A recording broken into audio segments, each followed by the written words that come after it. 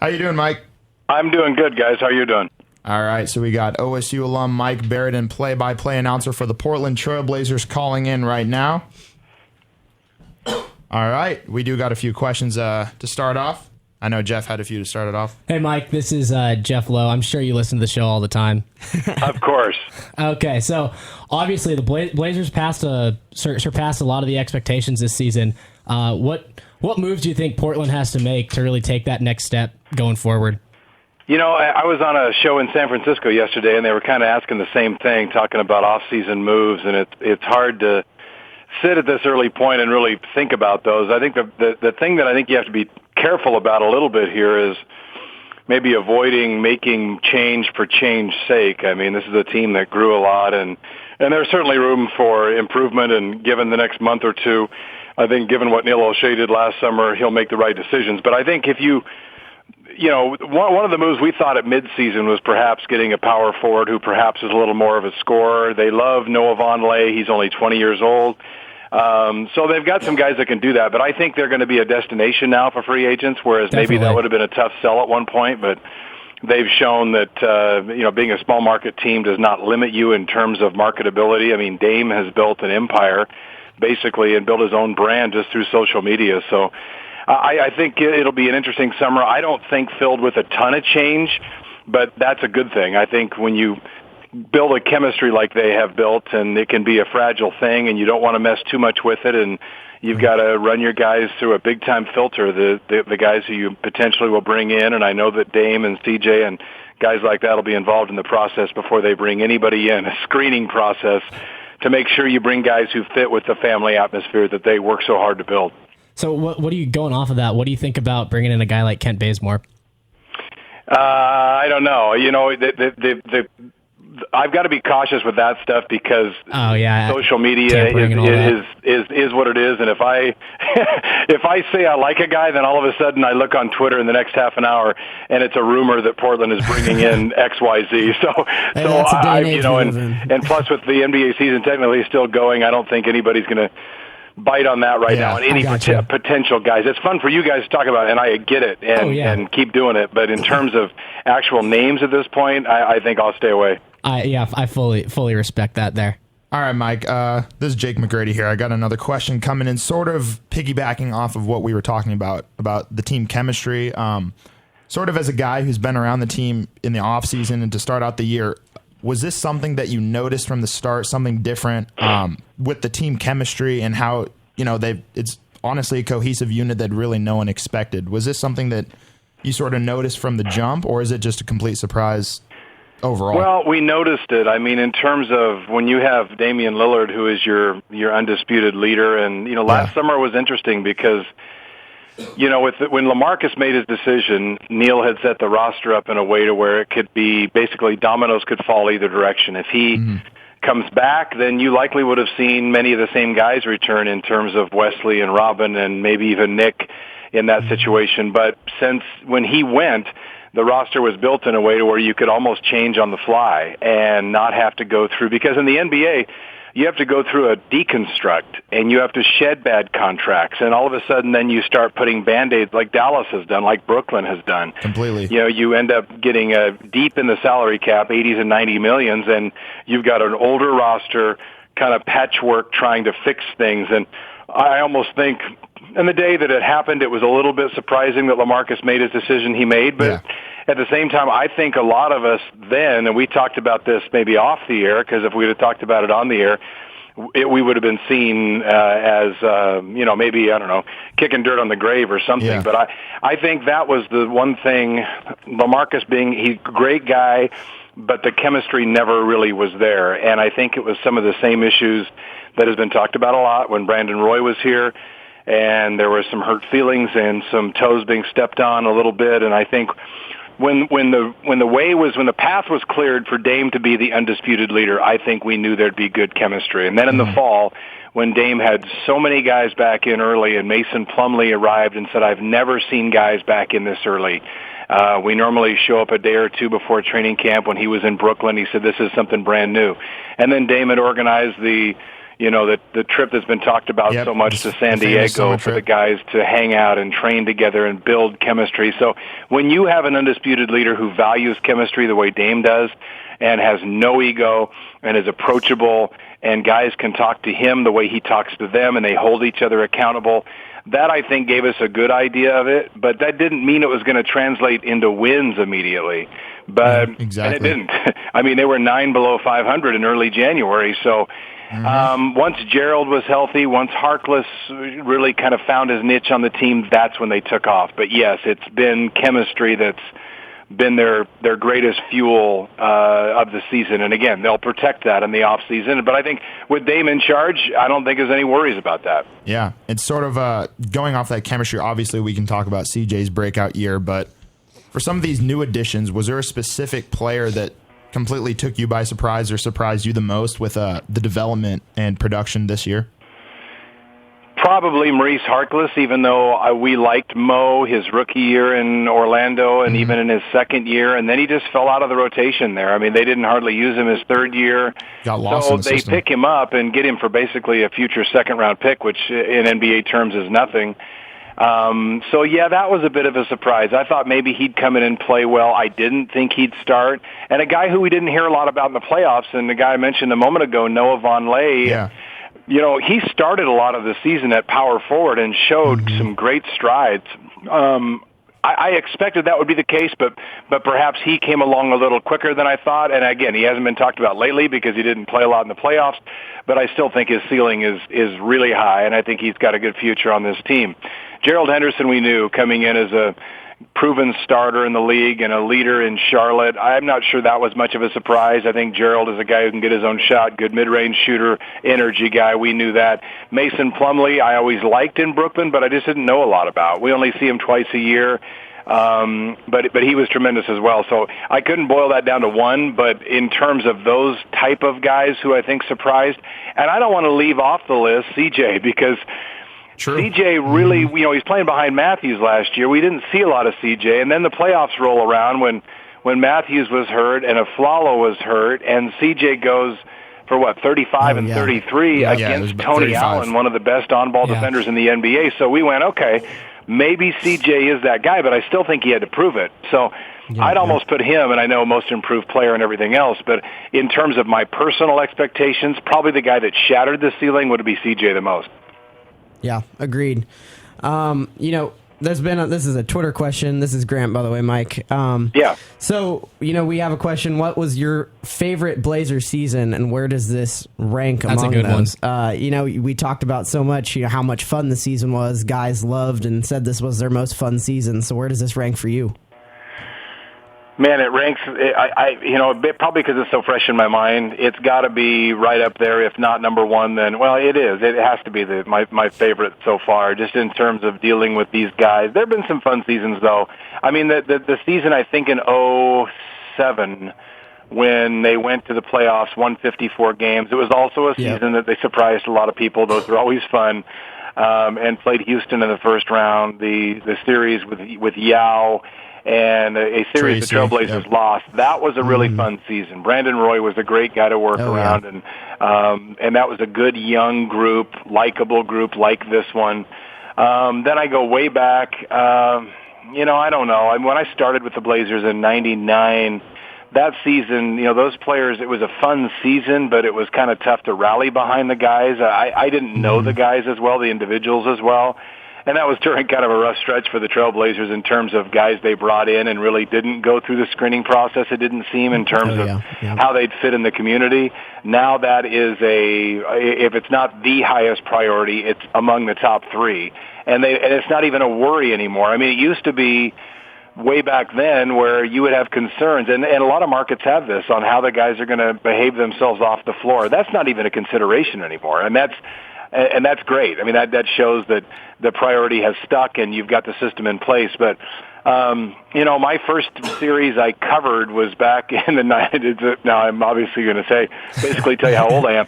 In '92, I covered the final series in Chicago when that Blazers team with, Clyde and Buck and Terry and Jerome and Duck and that whole crew. Mm-hmm. That was a fun team to be around. But still, in terms of guys on a day-to-day basis that I have had the privilege of traveling with and everything else, this is the top group and has been the most fun season. And now expectations go up. Now the innocence has gone a little bit, so it'll be different going forward. I don't think they'll be any less enjoyable to be around, but in terms of an enjoyable season, this has to rank number one. So, Mike, you kind of touched on it a little bit, dating back to the '92 series with Portland versus the Bulls. You've been calling the play-by-play game since 2003. Who's the best team you've seen over that career? I mean, is it this Warriors team that just won 73 games? Probably regular season team, and we'll have to see going forward. And I actually watched, I don't know why, we're talking about this, I watched Game 6 the other day of the 92 finals, went kind of through and just watched it again. That was probably, for me anyway, it was my first time traveling, covering a team, and I was working in Portland radio then. I wasn't with the Blazers in 92, but I was still on the series.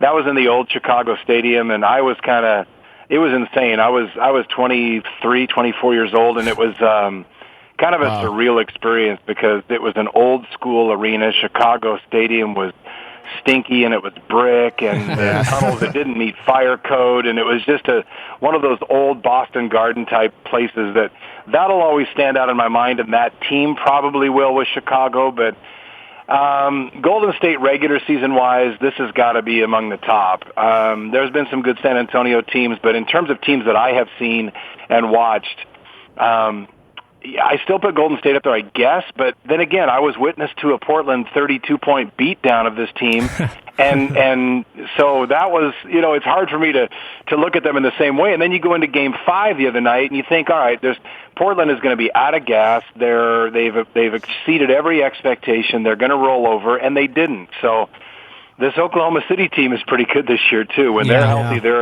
that's going to be a great series coming up in terms of top teams in the league and top teams in recent memory. I wasn't surprised at all to see OKC beat San Antonio, and I think this is going to be a huge series.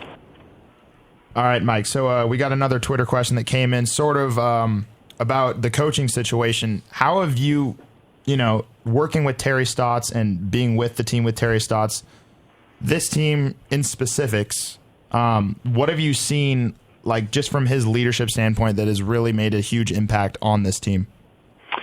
Well, I think number one, he's really approachable. He's a great human being. He encourages the guys to have lives outside of basketball, which a lot of coaches don't do. I mean, a lot of coaches don't know current events. They literally are workaholics who are in the office, and not to say Terry's not, but they just kind of get one-dimensional. And I think that there's more to life than that, and I think there's to build well-rounded young men, I think, is vital, and that may sound funny, but I believe that. And Terry does that with these guys.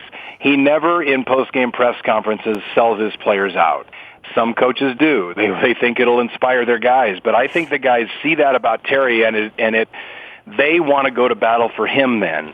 And when you talk about last fall, when we were talking about chemistry and signs of it early on, when Dame came out early before the season started and said, Terry's my guy, as long as I'm here, I want him here, that was an intentional comment by the leader of the team directed at his teammates, as to say, this is the guy, fall in line. And they did. So Terry is, when the season, maybe last year when we saw Terry start to work his out-of-bounds plays and his clock management, game management situations, not a lot of coaches have that. He has that, and the only other coach that I'd put in that class that I've been around closely has been Rick Adelman in terms of offensive flow, diagramming plays, sensing the right things, coaching by feel. Terry's got all that, and his staff, and I hope that we don't lose assistants off his staff. That's the one negative about all of a sudden getting attention is everybody gets attention. Not only do the players then make a little more money, but then you become ripe for having assistants plucked for other jobs. And I know there are going to be some rumors about that out there. So I hope top to bottom the staff stays together. Jay Triano gets a lot of credit. Jay is the head coach of the Canadian national team and is a former coach of the Raptors. And hopefully he stays. I know he loves it here. All the guys seem to. Nate Tibbetts is a guy who's got head coaching aspirations, and I think we'll be on a short list for some jobs, maybe even this summer.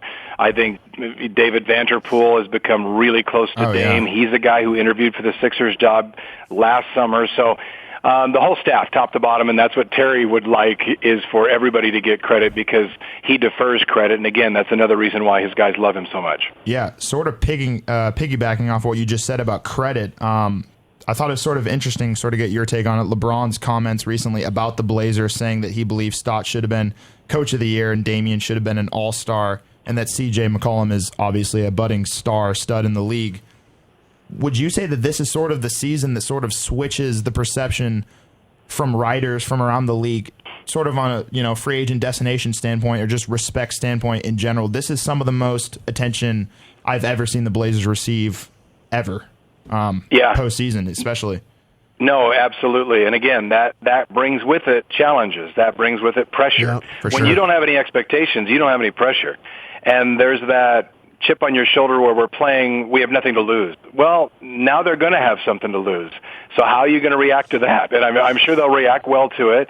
But, yeah, league-wide, and as much as we like to think that our games are viewed by a national audience on League Pass every night, and I know we have Blazer fans in all cities, and it's great to hear from them, but the fact of the matter is you don't really land on the national landscape until you do something like this in the postseason. And I know the Game 5 on Turner the other night was the highest-rated cable game of the year. And our Game 4 on ABC, or Game 3 on ABC, was also way up there ratings-wise. And so then you start to penetrate maybe places where you didn't and hadn't previously in the NBA or on the sports landscape. So it's been great to hear the respect. And it was interesting that LeBron commented on it. I know Chris Haynes, who is from, up here, went to school up here, and I know Chris well, and he writes in Cleveland now. His love is the Trailblazers, and so he asked LeBron that question. But it was really, I'm glad he did it, and I texted him after and said, hey, man, I'm glad you asked that question about the Blazers. And he kind of laughed. But he's close to this group. He knows Dame well. And I think he knew what weight that would carry if he got LeBron to at least comment on him. And good for LeBron for doing it. I think a lot of guys would have answered that with, I don't care about them. I'm worried about our own series. Exactly. He didn't do that. And a lot of people look at that and go, okay, well, if LeBron's saying this and talking about how great they are, then that just raises your profile and maybe raises your status as a free agent destination. And, again, I don't know how many spots are going to be available, but it's going to be a fun process. Yeah. Mike, we got another Twitter question from at Blazer Beavs, so that's kind of an awesome Twitter handle. Very fitting for right now. Exactly. Just wanted to know, can you ask Mike Barrett, Moda aside, what's the best home court advantages in the league, in terms of crowd, location, travel, for you? As far as home court advantage type difficult places to play, and some cities get behind their team when they're good. I mean, that just happens. Yeah. But some big cities, like Miami, for instance, it's kind of a tourist town, and it's kind of a transient crowd, and you don't see the same faces, you don't see the same passion. I think in terms of what a team truly, and a team's success, what it truly means to a city, Golden State has a good crowd, and they always have. Mm-hmm. And when they stunk, and they stunk for a lot of years, that was always a fun place to play. And so I feel, and it doesn't matter what I think necessarily, but I always feel good for a city when they've been there through the bad times, and now they're getting rewarded for their patience. There are bad cities. I mean, Atlanta, they don't drop flies and never have. And I don't know why. They've got a great arena. They've always had good teams. We've played some games in there where there have been 3,000 or 4,000 fans, and it's crazy. And they've had good teams. New York's a fun place to go because Madison Square Garden has all the history, and they've redone the arena, so it's a little bit different now, but it's still an old school arena with a low ceiling, which I don't know if you can tell on TV. It's a lot like, if you look at Madison Square Garden, Oracle, and the old Forum in Los Angeles, they're all kind of built with the same exact architecture, and it's kind of cool and is old school. But Oklahoma City likes to think they have a great crowd. I think they do when they're playing well in playoff time. They call it Loud City. It doesn't compare to Moda, and I'm not being a homer for saying that. I honestly mean that. I love it. You can tell on TV, too. Yeah. Yeah. No, and Draymond Green's comments I thought were great. He plays in front of a raucous crowd, and he said, we didn't want to go back to Portland for Game 6. That crowd was nuts. And so I think, and if we get asked that question and we answer Portland, eyes roll because we work for the team, and I get that. But Portland, Golden State, Boston is usually a pretty good crowd and Oklahoma a pretty fun City. place to play, pretty loud, pretty engaged crowd. I think Oracle is neat because it's such an intimate environment. They've had to take a small arena and pack seats into it. Therefore, the fans are on top of the court. When Utah's going well, that's a fun place to play. That's a crowd that's usually loud. They've dropped off over the last few years when they haven't been as good. But when they've been going good, back when the Blazers had them in the Western semifinals in 2000, and then I go back even further than that. But that's playoff time. Utah is a great environment, too. So those are all good home court advantages. Well, Mike, so kind of, again, going off of the away crowd, I'm born and raised in Los Angeles, so I'm a big Laker fan. I know we're down right now. To say that we're down right now is a bit of an understatement. We're kind of a dumpster fire. But I got to ask, what is your favorite Kobe moment over your broadcasting career? Well, if you go on YouTube, you'll actually hear my call of a game in, I think, 03 or 04, when Portland was going through that stretch where the Lakers could not win in Portland. And they still don't win here very often. But Kobe had Ruben Patterson on him, and the Blazers had that game won several times. And Kobe hit a bomb to tie it, and then hit an up and under three for the win. And it was a game the Lakers needed. Yep. And I was down. We called the game down in L.A. when he had the 63 points, and that was phenomenal as well. But that home game, when he did what he did in the second half in terms of getting that game won when it looked lost about 5 times, that probably is my favorite one. And, I wasn't always the biggest Kobe fan, but as a guy gets older, you start to respect him more. I respect what he did. And the farewell tour, I mean, that's fine. Some people rather see a guy go out like maybe Duncan did last night, but I got all the respect in the world for Kobe, even if I don't for Laker fans. Sorry. Right. I'm really glad you brought up that Kobe versus the Kobe stopper Ruben Patterson. I love bringing that up against to all my Blazer friends here. Well, it was a good moment for Kobe, but if you do remember, Ruben did play pretty well against him, and the Blazers had a huge advantage. Even when Portland stunk, I mean, I remember a late season game here and a game the Lakers had to have, and Portland started Ha-Sung Jin at center and Sebastian Telfair at point guard, and they still beat them. And that was one of those moments where I remember the Laker writers saying, if they can't beat this squad in Portland, they're never going to win a game up here. So those were fun times against a Portland team that wasn't going anywhere. Yeah, there were times where the Lakers were just, I don't know what it was. There's something about playing in Portland where it was, playing in the Rose Garden was just a house of horrors for the Lakers, and it was just so difficult for them to win. Well, it's been that way for a lot of teams. I mean, definitely. The only team in the NBA that has a winning record all time in Portland is Boston, and that's only like one game over 500 now. So it's and we always talk about going to Denver and going to Utah, how brutal those places are to play. And then you look at the all-time series record every time I'm putting together notes, and as much trouble as Portland has had in Denver, Denver has had just as much trouble, and if not more, in Portland. So this has been one of those places that's always been tough to play. Yeah. All right, Mike, so we got another listener that is sort of piggybacking off of what you just been talking about, your favorite memories of the past. I know a million things probably come to mind, but is there any funny stories or anything you can remember? I mean, you've been traveling and working with this team for years now. Anything that comes to mind, just an experience while working with the team that was really sticks out? There are a few. I'm trying to think. I mean, there's a bunch of them. Oh, yeah. There are some really good memories, and I think one of the best ones, well, there was 2 on this road trip. I don't know if you guys remember the team back in, must have been that team in 06 or 07. I lose track. But the 13-game winning streak in December, which shocked everybody because that was supposed to be a young team that wasn't going anywhere, and they didn't make the playoffs. I think that team finished 41-41. Yeah. But they had that 13-game winning streak where they were winning games that was just crazy because they were not favored in anything. And they all of a sudden started on this roll. And the night they won the 13th, we flew to Utah, and I think it was New Year's Eve. Yeah. And that flight was really cool. The team was celebrating some, but they lost. I think it was New Year's Eve. They lost in Utah, and then we had to fly to Minnesota after the game. And there's a bunch of young guys. And Sergio Rodriguez, who I loved, Sergio, was kind of the class clown. And on the flight from Utah to Minnesota, we don't have any alcohol on the plane, first of all. But somebody on New Year's Eve had gotten a hold of some, and I think it was when Nate McMillan was away with his family or something, so he wasn't on the plane, and the team had gotten some champagne, and there was some dancing going on, and you come around the corner, and Sergio's in the middle of this group, and nobody's in their seats.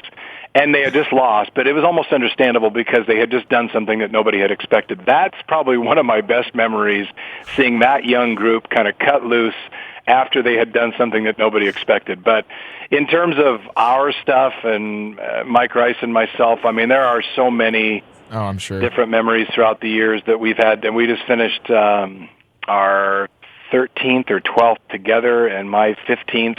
So anyway, there have been a ton of them. And these are fun guys to be around. And even during the times when people said that the team had knuckleheads on it, I always liked all those guys. They were, maybe struggled some. I mean, even people talk about Zach Randolph. Zach was always a guy with a huge heart, a guy who still always comes by, remembers my wife's name, remembers my kids' names, and nobody does that because who am I? Yeah. I'm not a big deal, but he cares that much. And so the relationships I've built with not only the fans here and in other markets, but with the players as well around the league, those are probably the best memories. Maybe not funniest, but the best. No, those are great.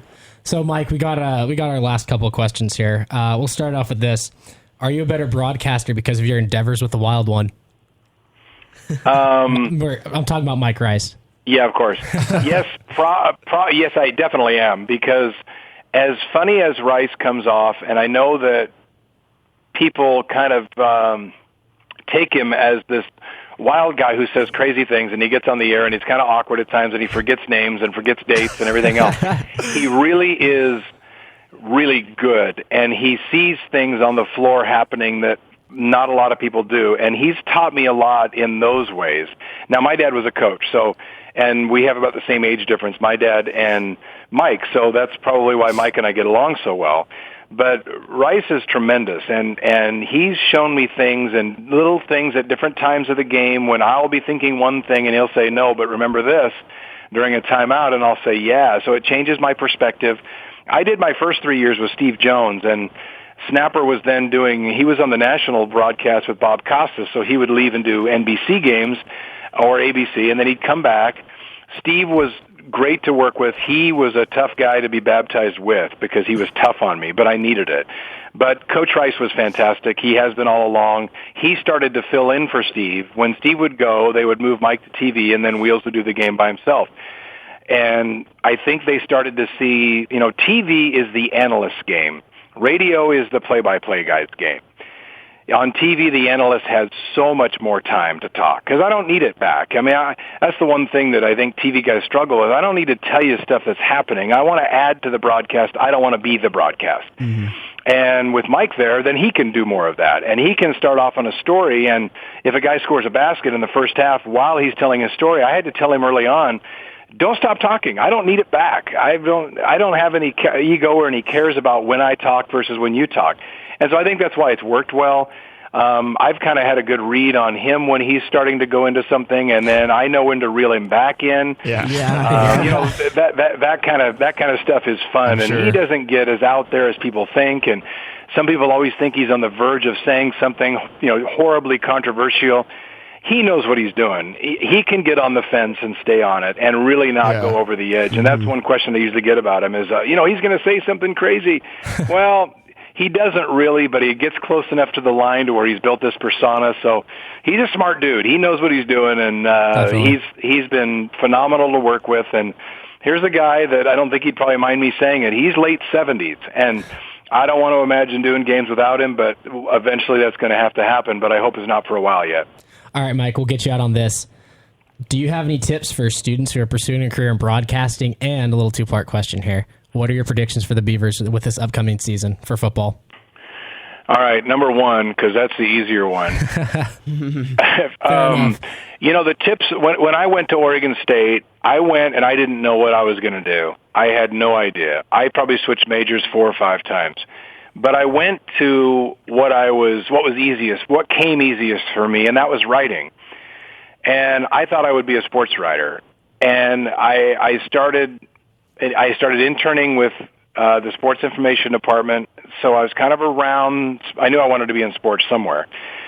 So that really gave me an opportunity to, like you back, I don't know how they do it now, but back in the day, you would be given sports. Like my sports that I was the sports information director for, basically, was golf and volleyball and, sports like that. And you would have to write up, and this is back in the day, but you'd have to write up a release after every game. You'd go into the office that night after a game, and a coach would call you on the phone, and then he would describe what happened in the game and usually read you stats.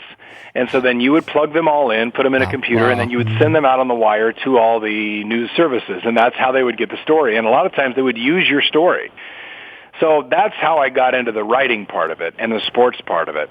The broadcasting stuff almost just happened by accident. The baseball team wasn't then what it is now, but we had the radio station, we had KBVR there, and we had the little TV studio that we could do some stuff in. And I had some friends who were doing some stuff with that, and they said, hey, nobody's broadcasting baseball games. Let's go broadcast some baseball games. So we actually ran, I forgot about this. We actually ran a wire on a spool from the station to the press box, a big long extension cord, and then plugged in an old setup, and we used to broadcast baseball games, and nobody cared because it didn't really matter, and we sat in this little old wooden press box, and we broadcasted baseball games. So from there, we kind of said, well, why don't we do this with TV? And my producer, who actually is a director now, Jeff Curtin, he was at Oregon State when I was at Oregon State. Yep. And Curtin said, well, let's broadcast some high school football games from then Parker Stadium, and we'll broadcast them on TV in the little area there. And so we did a few. And we didn't do a ton because it took a lot. But they had this little broadcasting van. I don't know what you guys have now, but we backed it up there and hooked up, probably had a 5 or 6 camera show. And it was, there's still tapes of that floating around somewhere. And I think Curtin has some of them. I'm sure we could find them. We should dig that up. Yeah.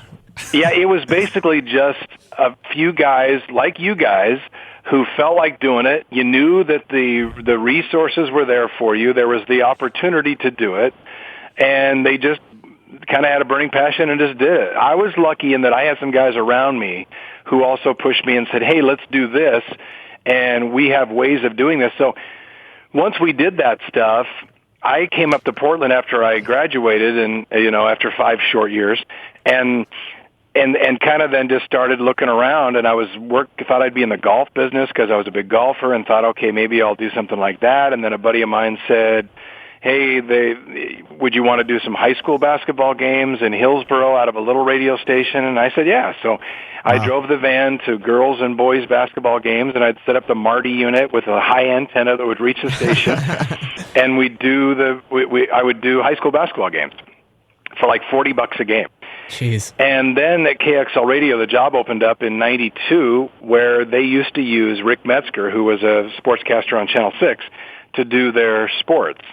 And you still see some of that. Like when you listen to a radio station, you have the TV news guy do your weather. Well, they did that with sports then. But they decided, well, let's get a little bigger and let's get our own guy in. So for whatever reason, I hit it off with the program director, and he hired me, and wasn't making anything but didn't care because it was all, at that point, I didn't need anything. But I was doing sports reports in the morning news and afternoon news, and I was on the Blazer beat, and I was actually doing Oregon Duck football sidelines then because they were the home of the Ducks. But at that time, Rich Brooks was the coach of the Ducks, and he went to Oregon State, so I always had him as an alibi if somebody gave me a lot of trouble about that. That's good, then. But no, that's kind of a longer answer to your question than probably was intended. But no, that's great. I like to say that there was a master plan and a blueprint in place, but there wasn't. And I say that to students because there doesn't have to be. Don't feel like if you're in your second or third year and you're spinning around not knowing what you're doing. I didn't either. And a lot of guys that I know didn't either. So if you haven't nailed down this career path and this blueprint for the future, don't sweat it. It's not that big of a deal. You'll figure it out, and you're going to find your path, and you're going to find what comes easy for you, and gravitate toward that. I mean, if numbers and that kind of stuff come to you, then go be an engineer. If talking comes fairly easily to you and writing and that kind of stuff, then go to that side. That to me was the basic thing. I could never get my bearings in the math world or I like history, so I kind of was in that for a little while. I was a history major for a really short time. I liked hotel restaurant management. I thought that was kind of cool. But then for whatever reason, I just kind of was funneled into this broadcasting and this news writing, and perhaps growing up in a gym with a dad as a coach, that I knew I'd be in sports somewhere. But I think it's important for students to reach out, find internships, because I know it's tough to find jobs right off the bat. If you can get in and find an internship early somewhere and beat down the doors, and maybe you're making nothing, maybe you're making really not much, or you got to have 2 jobs to do it, but it's there for you. The opportunity's there. You just got to go find it. Definitely. I guess our final question now is... I didn't answer the Beaver football question. Well, obviously the most important question, right? We got to figure out how the Beavers are going to do after their 2-10 season with Gary Anderson. I like Gary Anderson, let me put it that way. I think it'll take a while to get it rolling, but I don't know. This may be another tough one this year, but we'll see. I mean, I think at times last year, early in the season especially, they had some games that they could have won and were competing better than many thought. So, honestly, I haven't taken a whole lot of time to look at personnel and whatnot, but I hope they get it rolling again. I think Gary's a great coach, and they will eventually. Yep, definitely. Awesome. Right. Thank you so much for joining us, Mike. Really Mike. Appreciate it. Oh, of course. No, it's fun. And for you guys, if another college called, I would have said no. But for the Beavs, absolutely. That's awesome. There you go. We love hearing that, Mike. All right, guys. You guys are doing the right thing. You got your show going, and you're carving a little niche. That's how you do it. You guys are on the right path. So keep it up, and call me back anytime. Yep. Perfect. Thank you so much, Mike. Thanks, Mike. Have a great day. All right, guys. We'll see you. See you.